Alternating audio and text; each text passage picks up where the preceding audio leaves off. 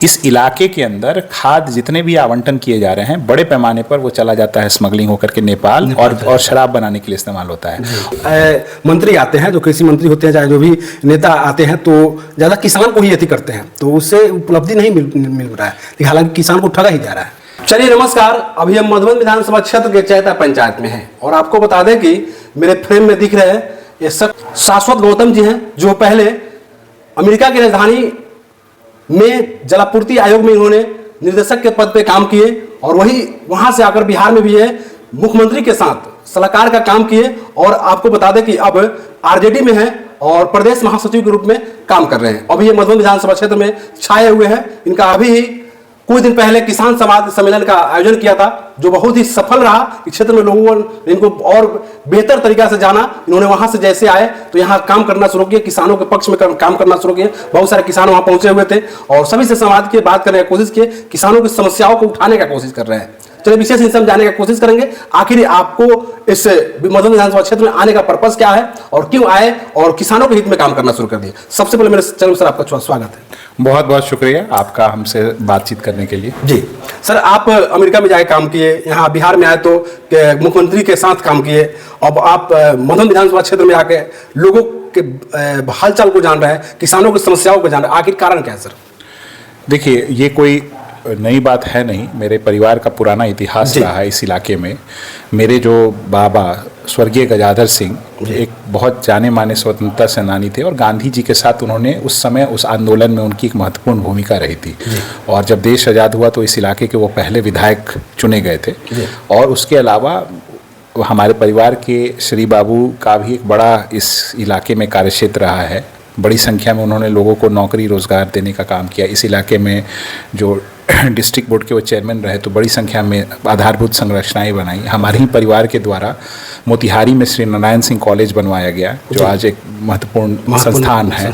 चैता में high school बनवाया गया। आप पकड़ी दयाल का प्रखंड देख रहे हैं, वो सब हम लोगों ने योगदान दिया। और भूदान मूवमेंट में भी आचार्य विनोबा भावे के हमारे परिवार की तरफ से मतलब बड़ी पैमाने पे मुझे लगता है कि 50-100 बीघा ज़मीन जो है दान के रूप में दिया गया। इस इलाके के लोगों के लिए एक बड़ा पहल हमारे परिवार का रहा है। मेरे बाबा जब विधायक थे तो आप अभी जो नरहर पखड़ी पुल और मधुबनी घाट का जो पुल देख रहे हैं और नदी के दोनों किनारे जो बांध बना हुआ है वो मेरे स्वर्गीय गजाधर बाबा का बनवाया हुआ है। इस इलाके में जब मेरे बाबा के भाई स्वर्गीय बृजकिशोर बाबू स्वास्थ्य मंत्री बने तो बहुत सारे स्वास्थ्य केंद्र और उपकेंद्र बनाए गए। तो हमारे परिवार की एक बड़ी पहचान इस इलाके के विकास को लेकर के रही है। और मेरे पिताजी भी यहाँ से प्रतिनिधि के तौर पर चुनाव लड़े थे, विधायक का चुनाव, और उन्होंने भी अपने जीवन काल में सामाजिक कार्यों में काफ़ी बढ़ चढ़ करके हिस्सा लिया। तो एक पुराना इतिहास है और हमारी कोशिश रहती है कि इस इलाके के लोगों के लिए जो बन पड़ कर सके। और हम लोग बहुत शांति तरीके से, बहुत ज़्यादा इसका प्रचार किए बिना, और मुझे आए हुए भी अमेरिका से वापस लौट के आए हुए लगभग जो है अब 8 साल होने को जा रहा है। 2017 में मैं आया था, तो लंबा समय गुजर चुका है। और इस इलाके के लोगों के लिए जितना हो सकता है मैं अपने स्तर पर काम करता रहता हूँ।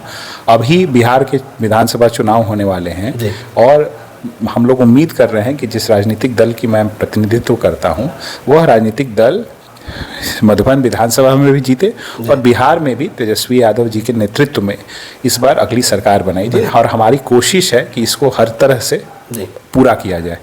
बस इतनी सी बात है। और जो हाल ही में जो किसान समाज जी, आखिर सर आपके दिमाग में ऐसा क्यों आया कि पहले हम किसान पर ही काम करें, जिससे किसानों की जो समस्या है वो दूर हो जाए? देखिए, किसानों का इलाका है ये, खेती किसानी करने वाले लोग ही इस इलाके में सबसे ज़्यादा है। उन्होंने जीवन यापन उनका किसानी के ऊपर निर्भर है, चाहे वो खेतीहर मजदूर हों, चाहे वो बटाईदार हों, चाहे वो ज़मीन वाले किसान हों। जितने लोग हैं सब किसी न किसी तरह से किसानी के ऊपर आश्रित हैं।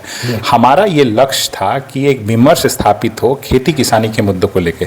अभी भारतमाला का जो जमीन अधिग्रहण किया गया रोड के लिए, सड़क निर्माण के लिए, उसके अंतर्गत किसानों की जमीन को अधिग्रहण किया गया। उसको जो है 2013 के लागत से दिया गया भुगतान, उसमें भी व्यापक भ्रष्टाचार है, मुआवजा भी नहीं मिल रहा है, उसकी दाम भी बहुत कम है और 10% का कमीशन है। तो एक बड़ा समस्या है।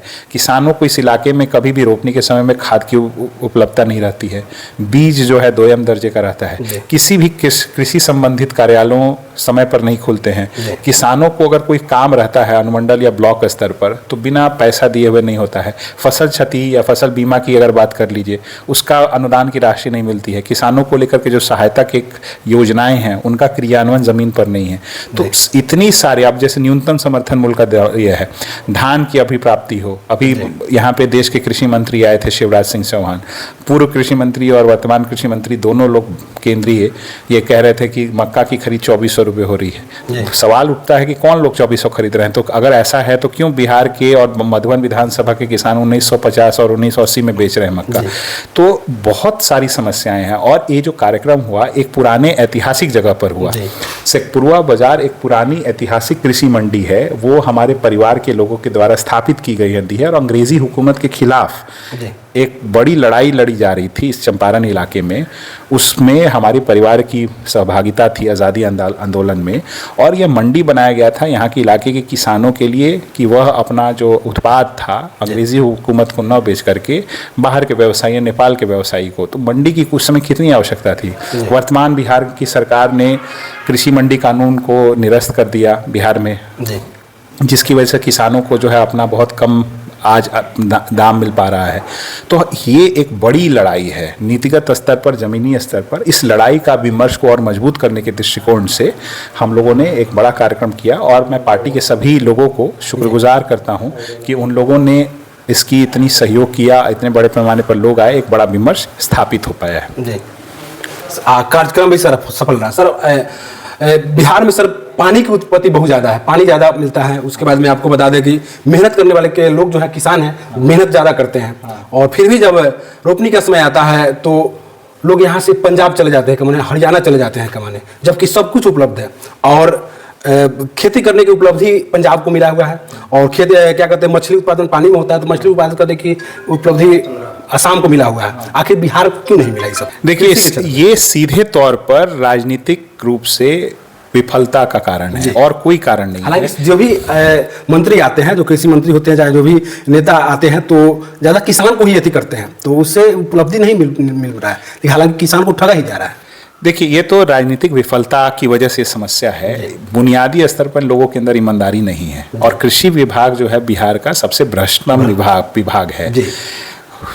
तीन कृषि रोड मैप के बाद जब देखा गया आंकड़ा, तो किसानों की पैदावार कम हो गई। एक बात बिहार में। दूसरा बात कि यहाँ जो प्रचुर मात्रा में बाढ़ पानी रहता है, उपलब्ध रहता है, बाढ़ का भी पानी आता है, तो उसमें मछली पालन हो सकता है। किसानों को जो सरप्लस वाटर होता है उसकी सप्लाई भी अलग जगह पर हो सकती है। और कृषि को प्रोत्साहन करने के लिए कई तरह की समेकित कृषि के प्रावधान भी किए गए हैं, उसका भी क्रियान्वयन सही से नहीं है। इसका एक मूल कारण क्या है कि ज़्यादातर नीतिगत योजनाएं सिर्फ और सिर्फ फाइल में बन रही हैं, उसका जमीनी धरातल पर कोई कार्य नहीं है। एक बात। दूसरा बात यह है कि आज की स्थिति में, आज की परिस्थिति के अंदर जितनी सरकारी योजनाएं हैं उसमें विशेष रूप से जो पैदावार कम हो रहा है उसमें उसका कारण यह है कि खाद की आपूर्ति किसानों को नहीं के बराबर है। इस इलाके के अंदर खाद जितने भी आवंटन किए जा रहे हैं बड़े पैमाने पर वो चला जाता है स्मगलिंग होकर के नेपाल और शराब बनाने के लिए इस्तेमाल होता है।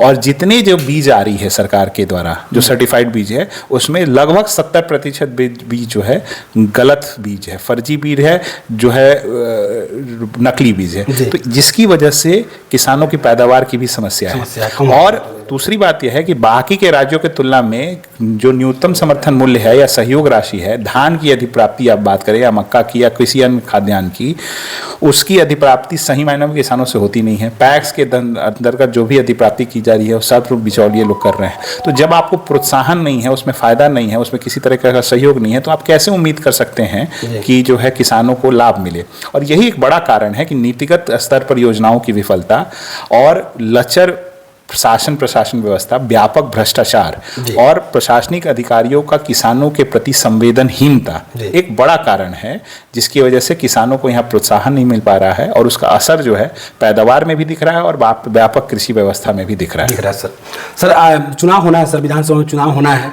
और मधुबन विधानसभा में कैसी तैयारी है सर आपकी पार्टी के?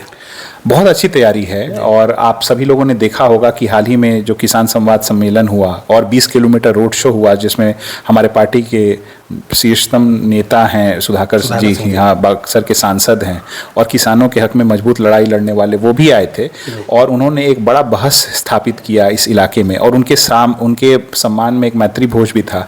20 किलोमीटर लंबा रोड शो हुआ, बड़ी संख्या में लोग उस रोड शो में शामिल हुए। फिर वहाँ से पूर्वा बाजार पर किसान संवाद सम्मेलन हुआ, वहाँ पर भी हुए। और फिर शाम में जो है यहाँ पर जो है मैत्री भोज में भी बड़े पैमाने पर पार्टी के कार्यकर्ता है। और हम लोगों ने तो ये देखा है कि हर पंचायत के अंदर जहाँ हम जा रहे हैं, हर बूथ स्तर पर पार्टी का बहुत मजबूत कैडर है और आज के डेट में पूरा कमर कस चुका है। और इस इलाके में लोग जो है भ्रष्टाचार से, प्रशासनिक स्तर के भ्रष्टाचार से उब चुके हैं। इसलिए उनको ये कोशिश की जा रही है कि ये प्रोत्साहित करके ये माहौल यहाँ स्थापित क्लियरली स्पष्ट रूप से हो जाए कि आने वाले समय में राष्ट्रीय जनता दल की विधानसभा में भी जीत हो और पूरे बिहार में जी महागठबंधन की सरकार बने, माननीय श्री तेजस्वी यादव जी के नेतृत्व में। जी सर, अभी आप राजद के महासचिव, प्रदेश महासचिव हैं और मधुबन विधानसभा हमेशा बिहार के हॉट सीटों में माना जाता है, हॉट सीट रही है। और अब की बार राजद के जो कैंडिडेट होंगे यहाँ से, किनको बनाएंगे सर?